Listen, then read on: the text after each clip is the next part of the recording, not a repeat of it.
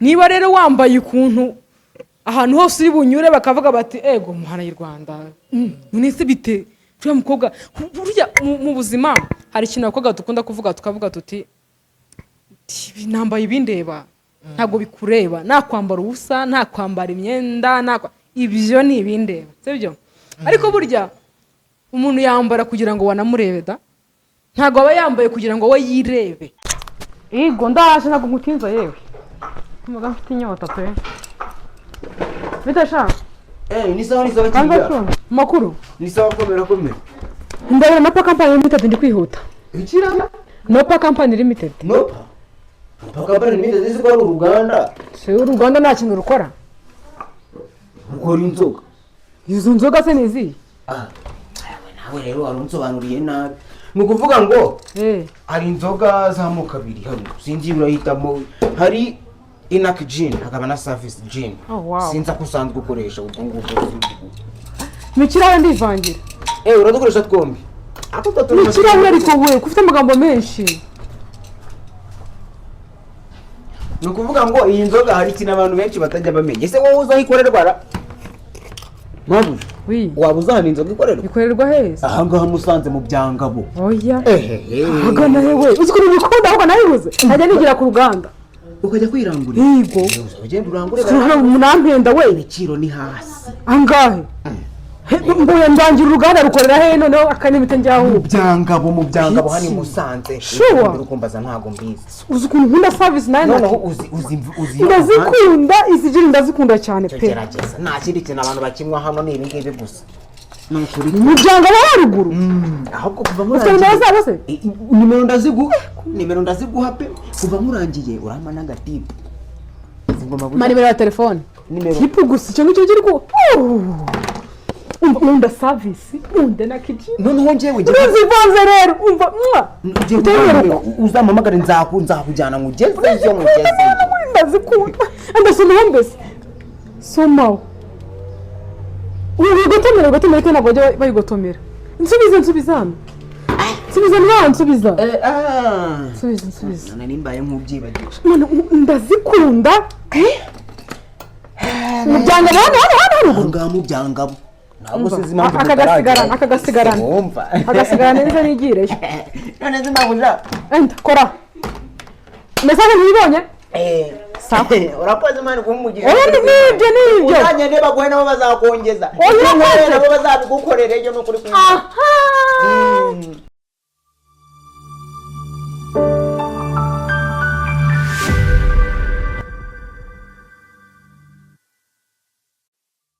amahoro y'Imana bakunzi ba Sherina TV murasuzwa na Sherina kamikazi w'abanyarwanda nizere ko mumeze neza rero abadukurikiye muri hirya no hino hatandukanye impande n'impande z'igihugu n'ukuri mwese nabasuhuje abakunzi ba Sherina TV uburyo mudukundamo tubona muri comment kandi n'ukuri biratunyura bikadutera courage gukora umunsi kundi niyo mpamvu natwe tutajya duhagarara kugira ngo tubahe ibintu bimeze neza hanyuma rero ku bufatanye na Nopa Company Limited bafite gin nziza cyane iyi ni Inac Gin ndetse na Service Gin ziraboneka mu Rwanda hose hirya no hino impande n'impande z'igihugu kugira ngo babafashe gushira inyota ndetse ino gin na hangover igira ubwo ku bantu mvuga hangover bahita babyumva muri studio za Sherina TV rero ndi kumwe n'umudamu mwiza cyane umudamu witeje imbere mu buryo tubuze kubabwira tugiye kuganira ku nsanganyamatsiko igira iti ese koko amafaranga y'umushahara atandukaniye hehe n'amafaranga yo muri business ese wakubwiye ngo ukore business n'uwakubwiye ngo ukorere umuntu runaka wahitamo iki nibyo tujye kuganiraho mama umeze neza mwaka mushya twese hamwe Valentine nziza twese amen mami umeze neza ndashima Imana mbo zari inzozi zanjye kwakira kuri studio za Sherina TV kubera ko mpamya nashidikanya ko ari abakobwa badukurikira kandi baba bagomba kumenya ese mama Bijou ni muntu ki bafite ibyo bakwigiraho ufite ugiye kubabwira kugira ngo bakwigireho like n'ibindi byinshi bitandukanye uyu munsi rero abakunzi ba Sherina TV bamenye ko turi nande amazina mvuze mu Bijou kubera ko rigeze natuziranye actually sibyo ariko none ndagira ngo wibwira abakunzi ba Sherina TV kugira ngo tuze kuganira bakuza actually amazina yanjye bwite nitwa Ingabire Ange Sandrine introduce yourself usoze sijya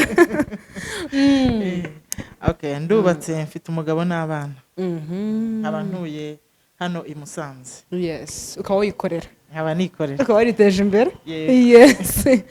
Okay, ndaza gukoresha mama biju rero ngira ngo ni naryo zina abantu benshi bakuze, right? Yego. Yego, niyo mpamvu ngiye kurikoresha. So mama biju rero tugiye kuganira tuvuga tuti se kwikorera no gukorera abandi ni ibintu ushobora kugereranya ute, ni ibintu ushobora kuvuga ute. Ese mama biju aba yumva amafaranga y'umushahara cyangwa se amafaranga ari kuva muri business ari cyo kintu cyihuse mu buryo kugira ngo ukore utere imbere bigende neza. Uyu munsi none hari abana b'abakobwa dukurikiye mu gisata cya Ladies Power, nkunda kubona cyane abana b'abakobwa bamama aribo bagikurikira cyane, ariko n'abagabo bitavuze ko nabo dushaka kubungura inama mu buryo bumwe ndetse n'ubundi. Ndagira ngo rero usubize abagabo, abagore, abakobwa, abana bakurikiye kino kiganiro cya Ladies Power. Ku bijyanye no kwikorera cyangwa se gukorera umushahara, ntago waba ukirangiza kwiga ngo uhite ubasha kubona igishoro cyo kugira ngo wikorere. Nanjye natangiye nkorera abandi, ndakora ajya savinga kuko nari mfite papasi yo kuzikorera. Noneho ndakora nakoraga muri farumasi, akora imyaka myinshi ngenda savinga kugira ngo nzabashe kwikorera kuko niyo gahunda nari mfite. Byarangiye rero mbashije kwikorera nshinga mini alimentation, niyo nkoreramo ubu ngubu. Yes, wow, urakuze cyane. Uti narasevinze, ariko nanone nagombaga kubanza gukorera abandi kugira ngo mbone cya gishoro kimfasha mu mikorere yanjye, mu kubona igishoro kugira ngo nshobore kuba nakora iyo business ya alimentation cyangwa se n'izindi business ufite. Uyu munsi wa none kwikorera ni ikintu wasobanura ute cyangwa se gukorera abandi ni ikintu wasobanura ute? Bishatse kuvuga ngo hari abana bagisoza secondaire akura ari inzozi akavuga ngo ngiye byanza bikunze nzakora business. Yego. Undi akavuga ngo nzaba umuganga nzakorera abandi bantu, sibyo? Uyu munsi wa none rero wabigira gute ibyo bintu ko ari bibi actually? Okay, uko byagenda kose ntago waba ukirangiza kwiga ngo uhite ubasha kubona amafaranga yo kujya muri business. Urabanza ugashaka akazi, wamara gushaka akazi ukaba urimo gutekereza kubera ko ufite igitekerezo cyo kuzikorera. Ugashaka akazi, wamara gushaka akazi ugakora, ukazajya ugenda usevinga buhoro. Yego. Ugenda ubika amafaranga uyabika kugeza igihe wumva ugeze ku gishoro, wumva watangiza ibyo ushaka gukora. Yego. Ushobora kuba ufite gahunda nyinshi zo gukora ibintu runaka. Abantu bose ntago bagira igitekerezo cyo gukora ibintu bimwe. Umuntu biterwa n'icyo yatekereje gukora. Hariho wenda bashobora gutekereza uti wenda nzajya gukora salon de coiffure, nshobora gukora ibintu byinshi bitandukanye bitewe n'amafaranga ufite n'igishoro ufite. Gukorera abandi rero nabyo ntago ari bibi, nabyo ni byiza kubera ko biradufasha, bituma tubasha kubona ayo mafaranga y'umushahara. Yego. Tukaba twabona kubera ko tuba tuhembwa, akaba ari naho hashobora kuva izo saving zacu.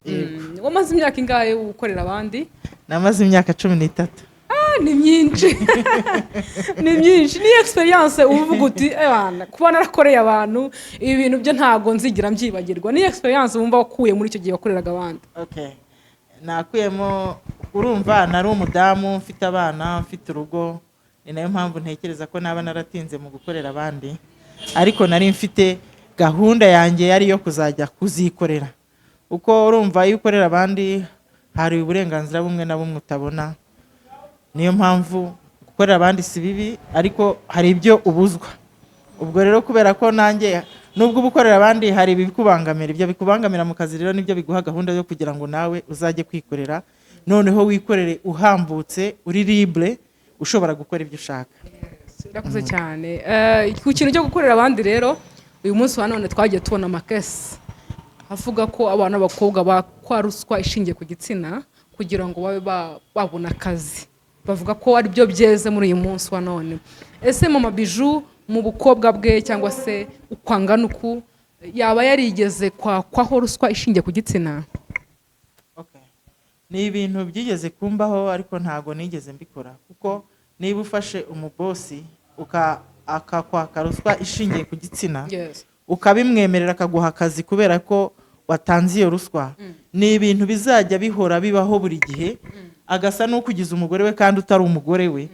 Ubwo bigatuma usa n'ubaye igikoresho cye. abana b'abakobwa rero inama nabagira, muba mufite ubumenyi bwanyu butabemerera kuba mwatanga ruswa ishingiye ku gitsina kugira ngo mubanze mubone akazi. Uyikwatse ugomba kumureka ugashaka akazi ahandi, kuko uba ufite impamyabumenyi yawe ikwemerera kuba wakora ako kazi. Ntabwo ari ngombwa ko wajya kwiyandarika kugira ngo ukunde ubona ako kazi. Arakoze cyane, ngira ngo message abo tubwira bari kubyumva, abana b'abakobwa bari hanze bari kubyumva, abadamu muri kubyumva, ngo ibintu byinjiye vuba binasohoka vuba. Ako kazi wabonye mu manyanga nkayo, ako kazi wabonye mu buryo bukoroheye, anytime wanakaruzinga mu buryo bukoroheye. Ariko niba wimanyira ruswa ishingiye ku gitsina ukazabona akazi bitewe n'impamya bumenyi ufite, byanze bikunze iyo respect uzayihabwa, uzayigumana kandi akazi uzagakora wishimye. Ndumva ariyo nama tw'abana b'abakobwa. Hanyuma rero mama Bijou, uyu munsi wa none dufite abana b'abakobwa nanone bafite ibibazo by'akazi, bakavuga bati njyewe narize ariko nabuze akazi.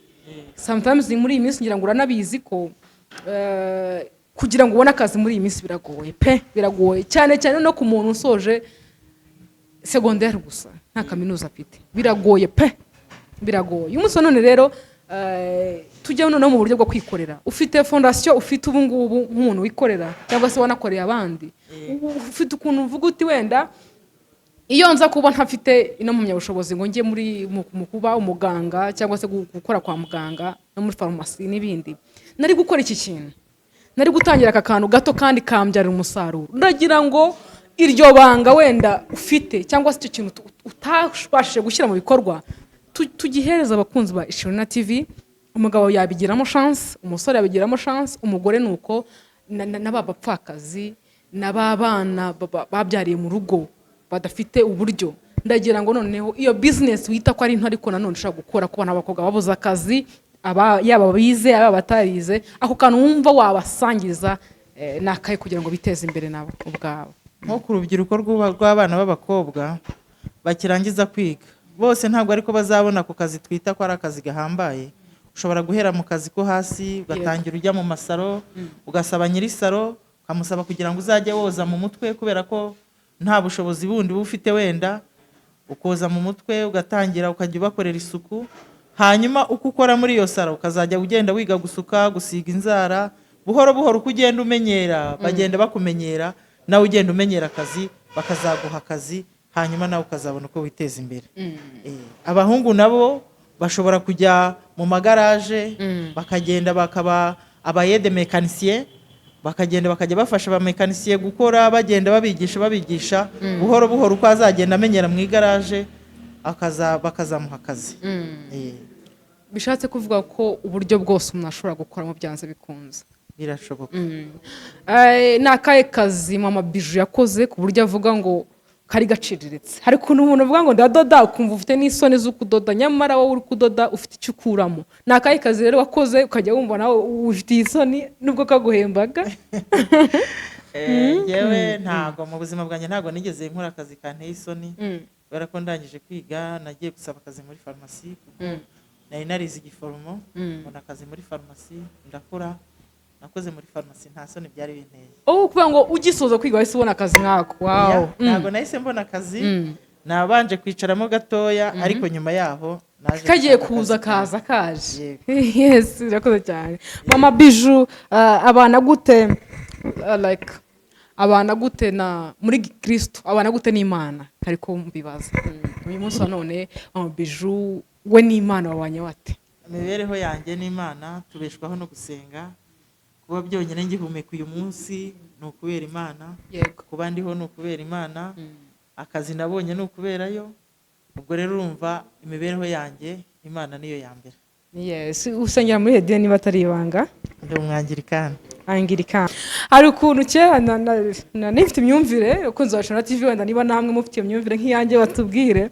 Cyera bura nari nzi ko umuntu w'umustar, umuntu nyine wisize makiyaje umeze neza adasenga. Mara yasize kuna bivuga. Nyine numvaga adasenga, nibusura umuntu buri arasenga, bari yakwinjira mu rusengero. Kumva mfite ibibazo byinshi, ariko nyine uko nagiye mba mukuru nagiye nsobanukirwa. Mama Bijou, ndashaka kugira ngo nsabaga service gato udusengere. Usengere nkuko wasenze ukabona akazi, fine. Warasenze uyu munsi uriwe, fine ndashaka noneho kusenga ariko ukampera icyifuzo Imana kivuga kuri Sherina TV TV yanjye ngira content ya ladies power cyangwa se imbaraga z'umukobwa n'umugore nkagira content ya upcoming mfasha abana bato bafite impano bashaka kuzamuka naho platform ngira na content bita tubegere y'abahanzi baje bagakora ibintu tukababura bakagenda baba legend. Yes, ngiye kugusaba rero usabira umugisha Sherina TV, uyisabira umugisha, uyihamagare, uyibwire ko nanjye kose igomba kujya mu byanjye. Yes. Reka dusenge. Turagushimye Uwiteka Mana yacu, tugushimiye kugira neza kwawe, tugushimiye urukundo rwawe, tugushimiye imbabazi zawe zidashira. Mana yacu rero tukweretse Sherina TV, ni umukobwa ushaka kwiteza imbere.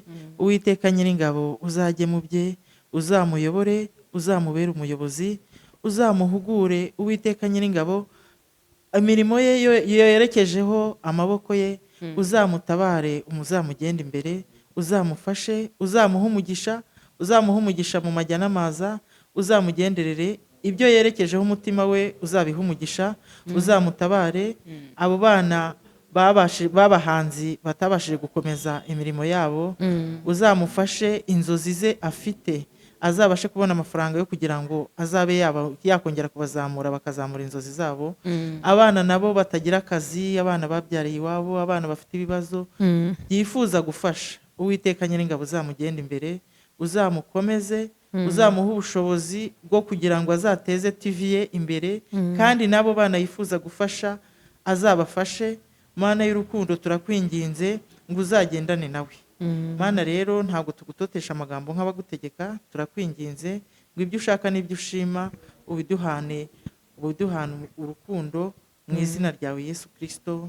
Amen. Amen. Iri sengesho ni ryiza, Imana iryumve. Amen. Yes, n'abakunzi bacu twabasabiye rero namwe murimo kubyigezaho, bisaba inshuti za nyazo, inshuti zitaryarya, inshuti zihoraho, inshuti zitarambirwa, inshuti zidukunda, zikadukunda uko turi, zigakunda ibiganiro byacu, za nshuti zitadushima mu makosa, zivuga ziti hariya wari wambaye ubusa, ejo uzisubireho. Za zindi zivuga ngo hariya rero iri jambo wakoresheje ntago ari ryo, ntabwo bavuga gutura hasi, bavuga gukora iki kintu, sibyo? Ntabwo bavuga kwambara ubusa, bavuga kwambara ntuwikwize. Ibintu nk'ibyo, izo nshuti nk'izo ngizo rero, inshuti z'akadasohoka, inshuti zihoraho, nizo iryo sengesho kugira ngo rigerweho nazo zaba zabigizemo uruhare. Nyagasani Imana yabidufashijemo. Urakoze cyane. Urakoze nawe. Hanyuma Mama Bijou, wenda dukomeze twiganirire. Uyu munsi none ufite umuryango, ufite famille, umugabo, abana bose. Mu gihe cyo gushaka ukabyara, ukagira abana, niba umwana wawe yarigeze kugusuzuguraho, wenda like kwakunda ibyo bito cyane, natwe twajyaga dusuzugura kera ukumva wabyimbye wakuze, umunsi wa mbere umwana wagusuzugura cyangwa se ubona asa nkaho agiye kukubahuka, watekereje iki?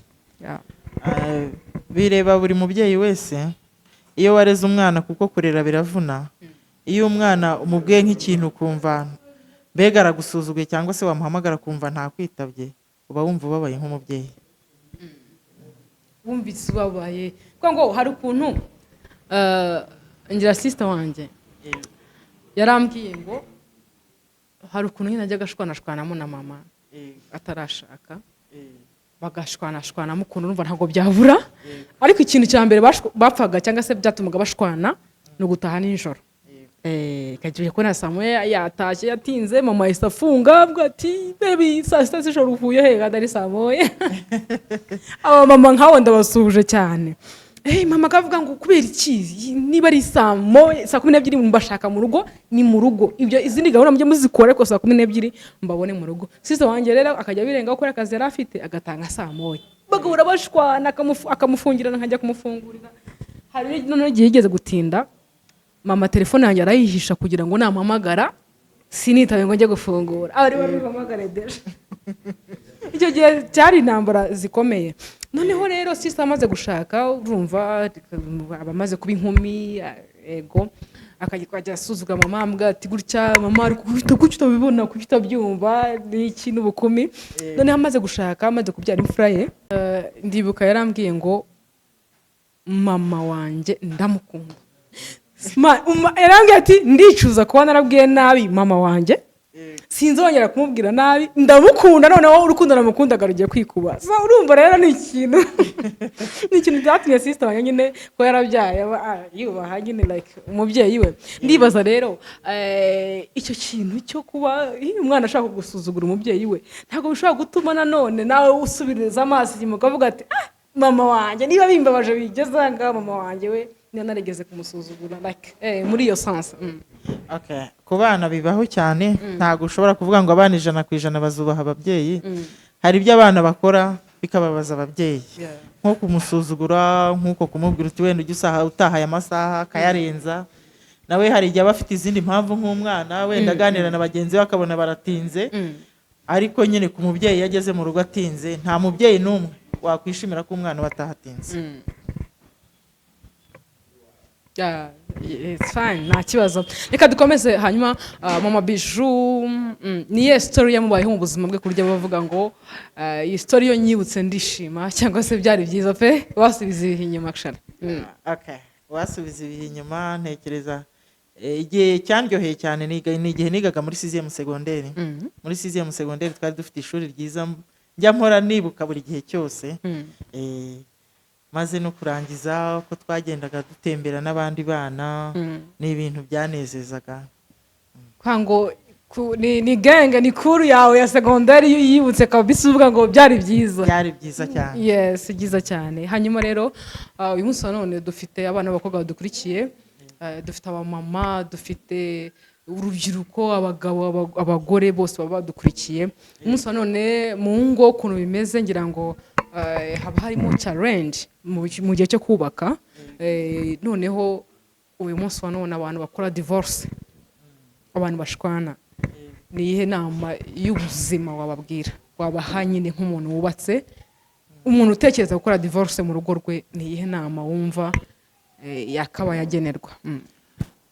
Muri rusange abantu ntago bagira kwihangana kumwe, ariko nanone biterwa nuko mubanye n'uwo mutware wawe. Nge nagira inama abamama, inama nabagiraho nziza ya mbere nuko batasenya, kuko gusenya birababaza kandi byafekta ku burere bw'abana. Iyo umwana afite uburere bw'ababyeyi bombi ni ibintu by'ingenzi mu buzima, ariko nanone bibaye ngombwa ko bidakunda, kuko hari igihe ingo ziba zirimo gushwana kwinshi, hakazamo kurwana, hakaba hazanamo kwicana. Umuntu abonye hajemo ibintu bishobora kuba byateza imvururu zo kwicana, batandukana. Ariko ubonye ari ugushwana bisanzwe, kuko ntazibana zidakomanya amahembe, ushobora kwihangana. Ikiza nuko bareka gutandukana, kuko divorce ntabwo ari nziza ku bijyanye n'umuryango. Ariko nanone hajemo kwicana, ubona ari ahantu ushobora kuzarisika kubura ubuzima bwawe, ushobora kwemera mukaba mwatandukana. Ko ngo aho ngaho kiba gikomeye cyane mu ngaruka zo gutandukana, gukora divorce kw'abashakanye bigaruka ku bana cyane. Urakoze cyane. Hanyuma rero twamaze twiganirire mama Bijou wize boarding. Yego. Ukigera muri boarding bwa mbere iki kintu cyakugoye? Njya muri boarding bwa mbere. Yego. Ikintu cyangoye kuko urumva nabaga mu rugo mbana n'abandi bana, kuko tuvugana turi abana benshi. Ariko ngezeyo nagize ubwoba kuko nari ngeze ahantu ntarinzi. Hari harimo abantu bakuru cyane banduta, bakobwa b'inkumi. Igezeyo rero kubera ko ubikira umwana ugira ubwoba. Kajya bavuga ati njye sinakogera hanze n'impaka muri douche. Ngewe reka ariko byo kogera hanze wawe. Ubundi bwo umwana ugitangira kujya muri secondaire ntabwo ashobora kogera hanze. Ntibibaho? Kogera muri douche pe. Atangiye kogera hanze uri mu kangahe? Mu wa 2 secondaire. My God. Nani gari mu wa mbere saditamu basi. Wapi, yes. Mu wa mbere umwana ntabwo aba yakamenyereye ku buryo ashobora agatinyuka nabo bose, kuko ufite ubwoba ubona ari bakuru cyane. Ubwo rero umwana ageze mu wa 2 ubu maze kumenyera ikigo, umaze kumenyera abo bose watinyaga ntubu kibatinya, ubu utangiye nawe kumva ko wabaye inkumi. Nta kibazo kabisa no kogera hanze koga nawe. Abantu mwagiye muri douche nkiga mu wa mbere twabasuhuje. kabasuje. Hanyuma rero ubwo mama Bijou yakoraga muri serivisi z'ubuzima, ni ikihe kintu yabonye ku bana b'abakobwa cyane abona gishobora kuba giteye impungenge ku buryo ashobora gusaba abana b'abakobwa kugira ngo bisubireho? ikintu giteye impungenge ku bana b'abakobwa muri iyi minsi harimo ibintu by'ukuntu abana b'abakobwa bagira abakope n'abakopine, ugasanga nk'abana b'abakobwa, umukobwa avuye nk'iwabo abeshya ababyeyi wenda akajya kumara nko ku muhungu ukwezi, umva niba agiye kumara ku muhungu ukwezi amusanze muri geto, niho hahandi usanga havuyemo kumutera inda zitateganyijwe, ugasanga ni ibibazo bateje ababyeyi. Kuri kote y'abakobwa wasanzemo ibibazo birimo cyane ni bo bakopi n'amakopine, cyangwa se ubwo harimo kopinage? Ntabwo ari mbi, ahubwo ikibazo ni ukujya kumusura mu mageto, ukajya kumarayo icyo gihe, ukamarayo igihe muryamana, nibyo bizana ibyo bibazo byo kugira ngo muterwe inda zitateganijwe. None se ko abasore mu Rwanda bavuga ko nta sugi ikibaho? Oya, ntabwo twavuga ko neza nta sugi zibaho. Isugi ziracyariho nubwo ari nkeya, ni ukubera ko abana b'abakobwa baratangiye gusambana bakiri batoya, bari mu masegonderi, meme no mu mapirimeri hari abatangira kubikora, ugasanga bavuga ko nta sugi zibaho, ariko amasugi arahari. Hariho abakobwa birinze batigeze bajya muri ibyo, kandi ugasanga rwose bameze neza, aracyari umukobwa muzima. Mama Bijou urakoze. Ese haba hari ikintu cyiza ku bana b'abakobwa cyangwa se abantu bagiye kurushinga, igihe umugabo wawe asanze uri isugi, hari ikintu cyiza gishobora kwiyongeraho mu mibereho y'urugo rwanyu, cyangwa se n'ubundi aba ari ibintu bisanzwe? Biterwa n'umuhungu ku wundi, kuko hari umuntu iyo asanze uri isugi bituma arushaho kukugirira icyizere kuba nta wundi mugabo waba warabonanye nawe, akavuga ati uyu ninjye wamwifunguriye, uyu ni uwanjye, akaba agufitiye icyizere ijana ku ijana ko uri uwe koko. Noneho igihe asanze utariyo? Igihe asanze utariyo biterwa n'urukundo umuntu agukunda, kubera ko kuba warabonanye n'umuhungu nawe ntabwo aba ari imanzi, ashobora kuba afite abandi bakobwa nawe babonanye, ubundi icyizere kiri hagati yanyu nicyo gishobora gutuma mwubaka urugo rwiza. Icyizere, urukundo, gufatanya. Kuri kote mama Bijou ni ikihe kintu adashobora kubabarira umuntu, ikosa adashobora kumubabarira kubera ko yarikoze? Ntashobora kubabarira nde? Ashobora kuba ari umugabo, ashobora kuba ari undi muturanyi wawe, ashobora kuba ari nyine ikosa wowe uvuga uti uyu muntu rwose kubera ko yankoreye ibi ngibi nta mbabazi nshobora kumuha pe. Kuri kote y'umugabo wanjye ikosa ntamubabarira ni ukunkubita, kurwana, umugabo urwana ntabwo icyo nakimubabarira. Cheating, kuguca inyuma? Kunshi inyuma, ubundi baravuga ngo imfizi ntizimirwa. Ashobora kubikora, ikibi nuko yabikora mu kajagari, akaba ashobora kugenda akarongora umukozi, akarongora umuturanyi, akarongora iki.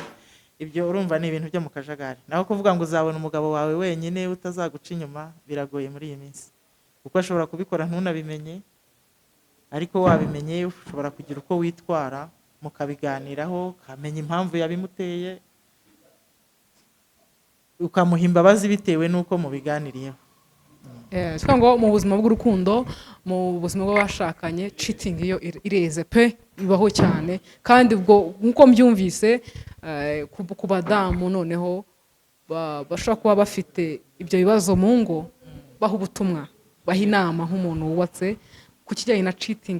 Cheating iri gusenya ingo cyane, even n'aba boyfriend n'aba girlfriend bakiri muri dating nabo birabateranya pe, n'ubukwe bugiye kuba bugahagarara. Nagira ngo noneho rero ugira inama abadamu, abakobwa bashaka gusenya ingo cyangwa se guhagarika n'ubwo bukwe bitewe n'uko umugabo we yamucitinze. Ku bana b'abakobwa, nanjye ndamutse menye ko fiance wanjye yanciye inyuma nkabimenya tutarabana, kuko n'ubundi ubwo umuhungu buri kuguca inyuma mutarabana, abaye umugabo ntabwo yazabireka. Nkareba ko nshobora kubyihanganira ku buryo numva ko no mu bugore bwanjye nazabyihanganira, nabona ko ntashobora kuzabyihanganira, tugatandukana tutarabana. Ariko bitandukanye nanone n'iyo umuntu ari umugore n'umugabo. Iyo umuntu ari umugore n'umugabo, gucana inyuma birababaza, ni nacyo kintu kibabaza cyane kurenza, ariko ureba ku mpande nyinshi, ukavuga uti se ko dufite abana, nkanjye mfite abana bakuru, ukavuga uti niba se abana banjye ari bakuru nintandukana na se kubera iki kintu uburere ndabamuhaye n'ubuhe, kuko nakubwiye kare kose ko umwana akenera uburere bw'ababyeyi bombi, akeneye se akeneye nyina. Ntabwo rero kuba yaguciye inyuma aribyo byatuma utihangana ngo kubera ko yaguciye inyuma bigatuma ujya kwandagaza abana. Urumva niba uri wenyine udafite uwo mufatana mu maboko, uri wenyine nyine uri wenyine, ariko iyo ufite undi mufatana mu maboko, kuguca inyuma ntabwo aricyo cyaha kiremereye cyane wumva yaba yakoze ku buryo wavuga wahita ufata decision yo kuvuga ngo muratandukanye. None se nyuma ibizaba nyuma y'ibyo ngibyo byo uzabyirengera gute? Ese abana bo nibakubaza, kuko mu ngo buriya hari ibintu byinshi duhishira, kabihisha abana kugira ngo babashe kugira uburere bwiza kandi bazamuke. Abana bakubajije batese papa ni igiki gituma utabarira papa wenda ngo mwongere mu bane, ushobora kubura n'icyo wasubiza abana. Ubwo rero urihangana ukagira abana bawe inama, noneho mu gihe bageze mu gihe cy'ubukumi nabo cyo kurongorwa ukazabona uko umugira inama, ukamubwira uti bimeze bitya uzitware gutya.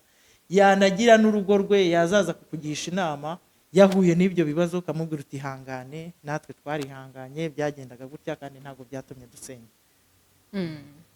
Niyo nama twahereza abadamu, niyo nama twahereza abana b'abakobwa.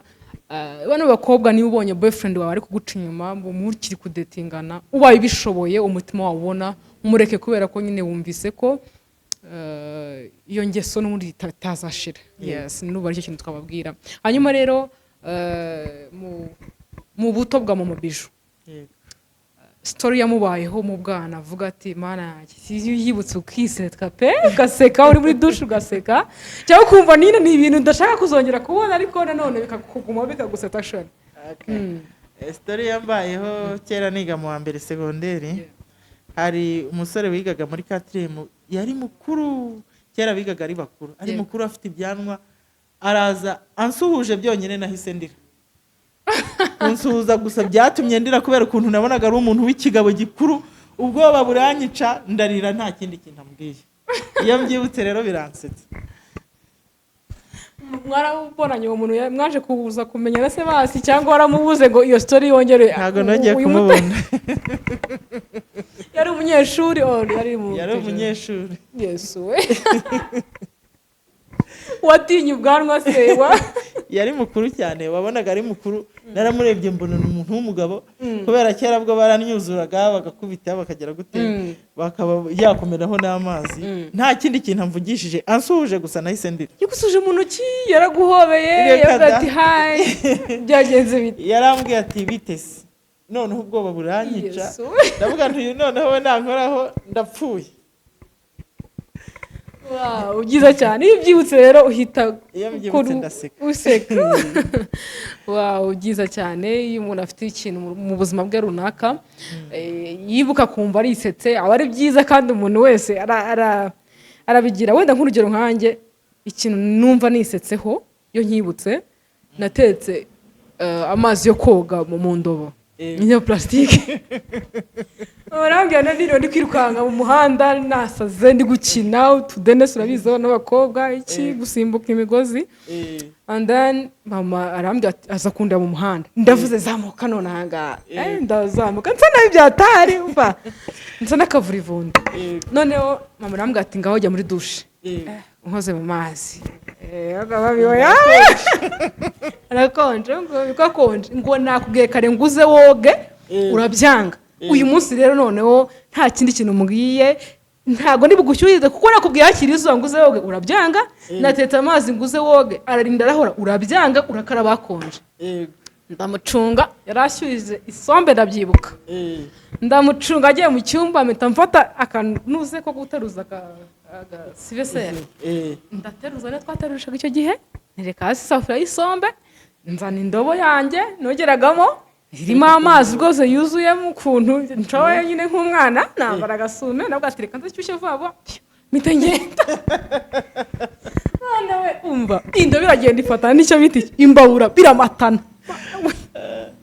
N'ubu nyine iyo mbyibutse nkareba mama arasohoka biteguye ko ndi kumva ibintu guhumura, hano batwitse iki murebe ko nta prise igize ikibazo wenda insinga zikaza zifatanye tudahira hano mu nzu yareba hejuru akabona amatara ari kwaka nta kibazo ajya mu gikoni asanga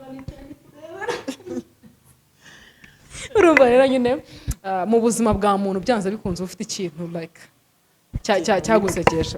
Hanyuma rero ku bijyanye n'imyambarire iri hanze aha ngaha ku bana b'abakobwa iyo uyibona ute cyangwa se uko uyibona ni inama ki watanga ku ruhande rw'ababyeyi ndetse no ku ruhande rw'abana b'abakobwa cyane cyane n'abahungu imyambarire nawe tuyikonteho cyane kugira ngo bose bisange mashari.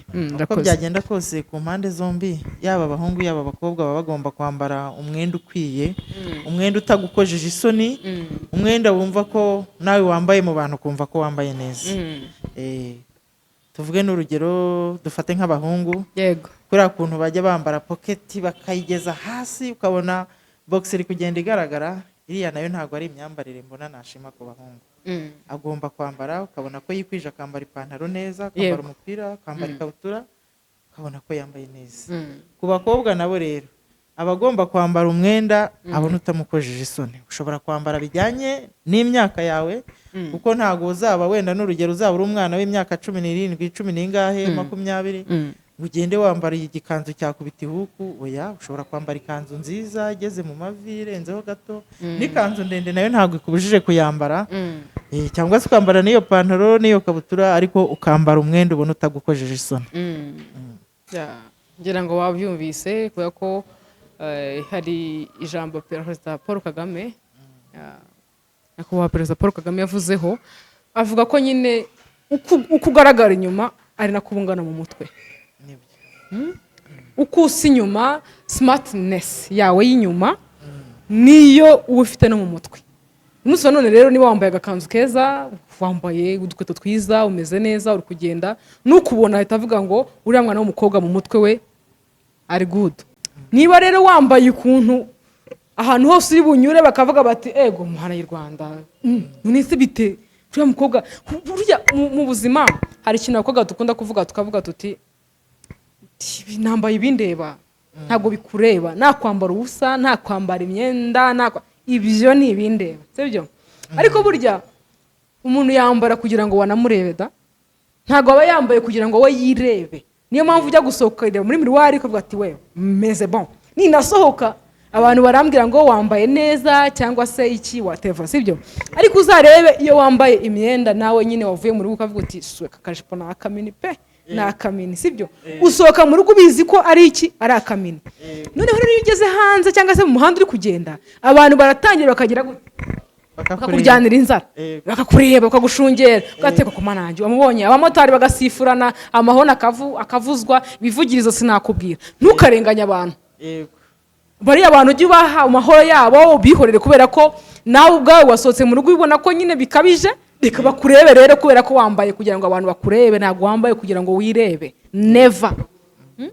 Uko wambaye reka tubirebe, tukubwira ngo wambaye neza de wambaye nabi. Niba wambaye neza turabishima, niba ari nabi turagushungera tukurebe cyangwa se tugusomemo ibitakurimo. Uyu munsi wa none rero abakobwa twambare usohoke mu nzu uri muri miruwari wawe, agatiro kariho, akarusha revure kariho, uturinete ni bon, usohoke wigendere. Nta kintu umuntu yagutwara, nta kintu umuntu yagutwara, uba wumva wemye, wumva wishimye. Ariko nyemera noneho ugende wambaye deshire, nawe ubizi ko umubiri wawe uri hanze. Bose bagomba kukureba nyine, kandi nushaka baranagutuka cyangwa se bagusuzugure. Uzarebe ku muntu abakobwa barabizi cyane, iyo wambaye nyine utuntu tw'utumini uzi ko respect uyibura ugisohoka. Nukuri. Ikintu cya mbere cyo wambaye mini ugiye gutega igare, wambaye mini ugiye gutega moto, wambaye mini ugiye gutega coaster cyangwa se taxi, sibyo? Cyangwa se no modoka zindi zifata abantu mu muhanda ni taxi nazo, sibyo? Ni taxi ko ufata rero wenda wakanambye ngo wambaye uko kuntu wumva bishaka uri no kwitwara. Uri modoka yawe uravira amazi ushaka ahantu, ariko se niba uri bujye ku igare ukambara imwenda wambaye akajipo kagakandagira hanga kagafata hangaha, ibyo bintu twereke umunyonzi yirebere, sibyo se? Nagusotora ubigemera gusotore, wivuga ngo mujye mureba bibareba, no turebe ibyo watweretse nawe. nawe uba wamwihaye. kandi respect twari tuyibura nyine kubera ko kwa kugushungera bavuga sura umukobwa asate ameze iki wituma abantu bakugira topic. Yego. Uyu munsi wa none ngo hari ikuntu umuntu ashobora gukora icyaha ariko agakora icyaha ari wowe wabigizemo uruhare, sibyo?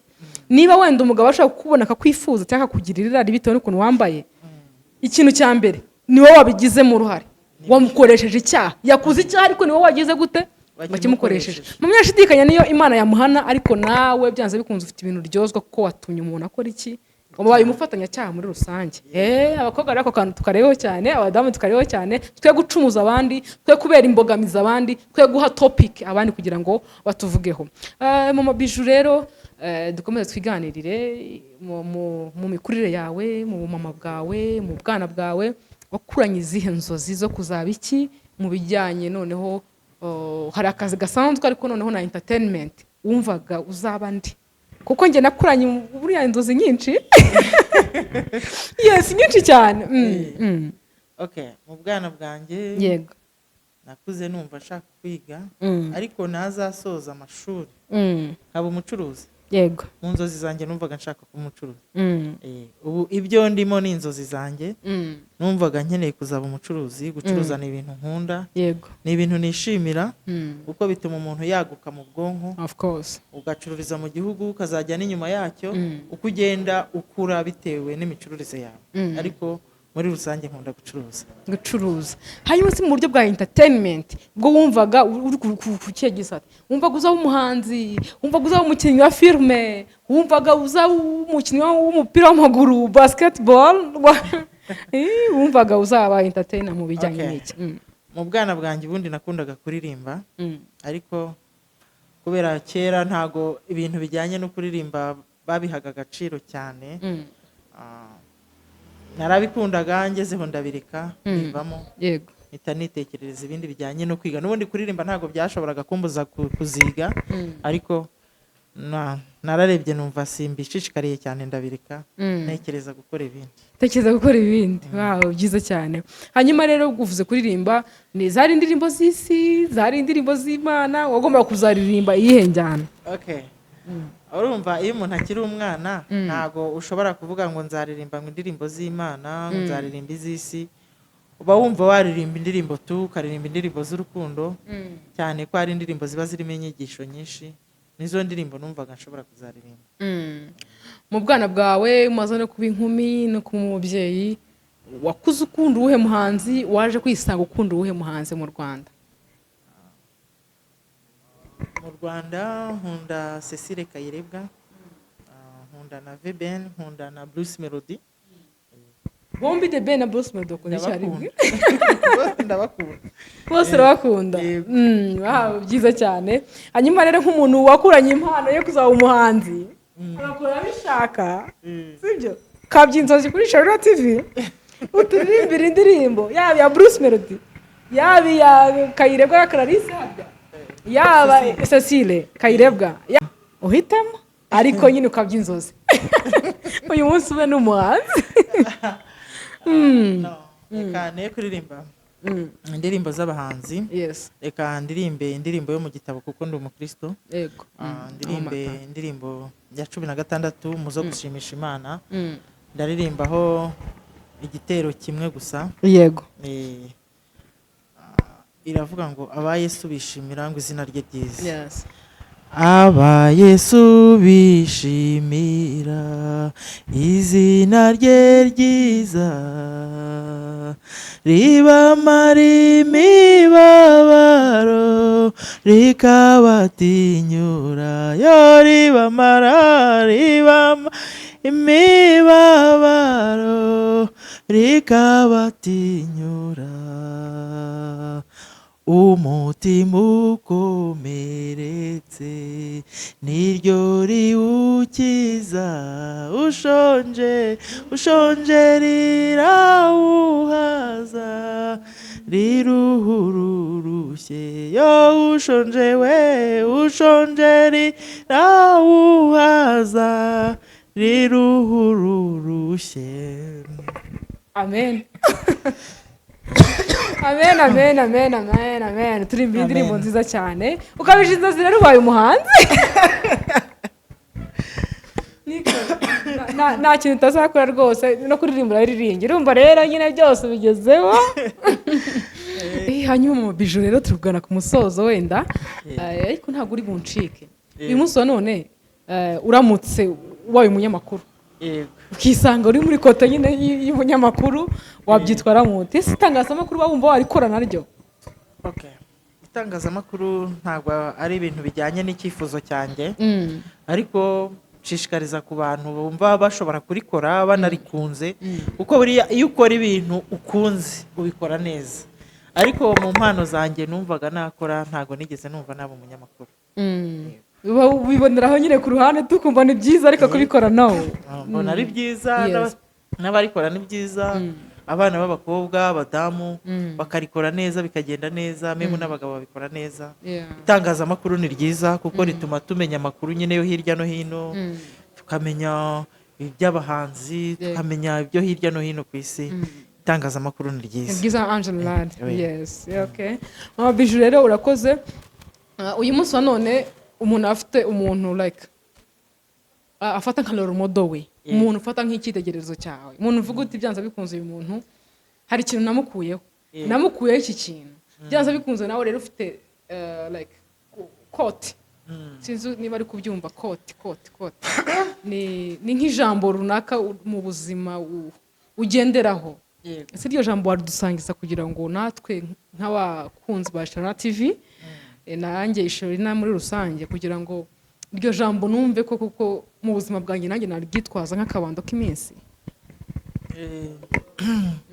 Nk'umuntu ngewe numva ni referaho, buri Antoine Rutayisire ndamukunda, ni umupasiteri mwiza, atwigisha amagambo meza, bigisha inyigisho nziza kandi atugira inama nziza.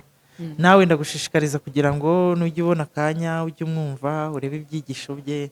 Ni umubyeyi mwiza wigisha abantu kandi akigisha ku mpande zombi, akigisha ku mpande zose, ku rubyiruko, ku babyeyi, ku bintu bya hano hanze. Ni umuntu mfatiraho icyitegererezo kuko yanyigishije byinshi, ni umupasiteri wanyigishije byinshi, ni umupasiteri niyumvamo cyane kuko ni umupasiteri w'umubyeyi kandi w'umujyanama. Mama Bijou mu rukundo rwe yaba yarahuye n'umusore w'inzozi ze yumvaga ashaka?